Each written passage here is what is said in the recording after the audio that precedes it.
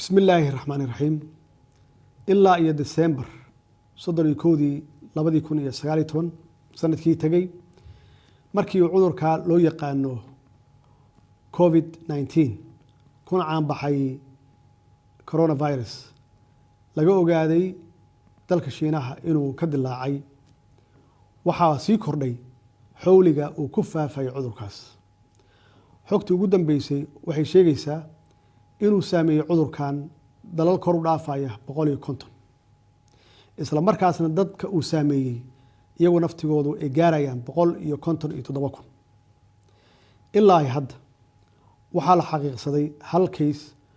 oo dalkeena ahna muwaadin Soomaaliyeed waxa xanuunkan qatartiisu uu gaarsiisan yahay meel aad iyo aad u sarreysa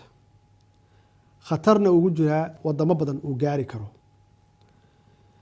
ilaahay waxaan ka baryaynaa inuu cudurka naga badbaadiyo qof kasta oo Soomaaliyeed iyo culumaduna inay duceeyaan oo ilaahay la bariyo inuu cudurkan naga badbaadiyo shakhsiga Soomaaliyeed muwaadinka oo cudurkan ku dhacayna waxaan ilaahay uga baryaynaa inuu sida ugu dhaqsiyaha badan ka kiciyo waxa xusid mudan in labada dal ee dariska aan nahay ee Kenya iyo Ethiopia iyaguna uu saameeyay waxaan la gudboon marka oo nalaga rabaa inaan u diyaar garowno sidii cudurkan uusan ugu faafi lahayn dalkeena maadaama wadamo inaga horeeya dhanka caafimaadka ama xagga caafimaadka ay maareen la yihiin kalana kulmeen caqabad aad iyo aad u badan haddana dawladda Soomaaliyeed waxay isku dayaysaa wax kasta oo suurtagal ah oo dadaala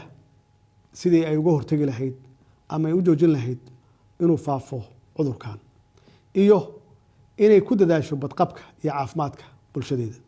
xukuumadda iyo hay'adaha dawladda oo ay hogaaminayso wasaaradda caafimaadka waxay dadaalka ay ugu sarreysa ku bixin doontaa sidii looga hortagi lahaa inuu wadanka ku faafo cudurkan haddaba ugu dambeyn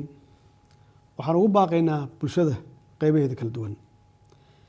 inay marka koowaad ku dadaalaan badqabkooda iyo caafimaadkooda iyagoo raacaya tilmaamaha iyo fariimaha ay wasaaradda caafimaadka sida joogtada ay ula wadaagto in loo hoggaansamo wareegtooyinka iyo tilmaamaha rasmiga ee ka soo baxa wasaaradda caafimaadka si ay bulshada uga fogaato wax kasta oo fududeyn kara ama faafin kara cudurkan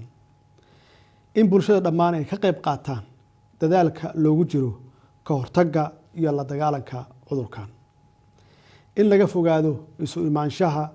iyo kulamada aan muhiimka ahayn si looga taxadaro inuu cudurkan dalkeena ku faafo in la hakiyo safarada aan muhiimka ahayn ee lagu imaanayo ama looga baxayo wadanka wassalaamu calaykum